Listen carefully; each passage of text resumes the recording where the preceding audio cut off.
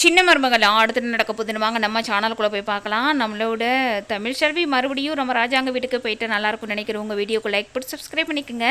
நம்மளோட தமிழ் செல்வி வந்துட்டு காணாமல் போனால் குழந்தை கிடச்சிருச்சுன்னு சொல்லவும் பார்க்கணும் அப்படின்ற ரொம்பவே சந்தோஷப்படத்தில் நம்ம குழந்தைய பார்க்கணும் அப்படின்னு துடிக்கிறாங்க. இதுக்கடையில் நம்மளோட அப்பத்தா என்ன சொல்கிறாங்கன்னா, இப்போதைக்கு போவேனாண்டி, அந்த கொஞ்ச நாள் சென்று பார்த்துக்கலாம், ஒரு ரெண்டு மூணு நாள் ஆகட்டும் அப்படின்னு சொல்கிறாங்க. ஆனால் ராஜாங்க வீட்டில் செம்மையாக அந்த குழந்தைய நம்ம ராஜாங்கமும் சரி சேதுவும் சரி நல்லா எல்லோரும் கொண்டாடுறாங்க. இதுக்கடையில் பேர் சூட்டா விழாவும் வைக்க போகிறாங்க.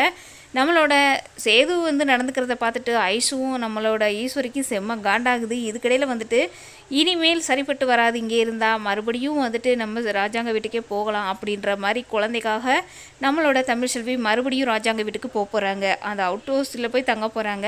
இதுக்கடையில் நம்மளோட சேதுக்கும் மறுபடியும் மனசு மாறப்போகுது. நம்மளோட தமிழ் செல்வியோட சேர்ந்து வாழலாம்னு யோசிக்க போகிறாரு.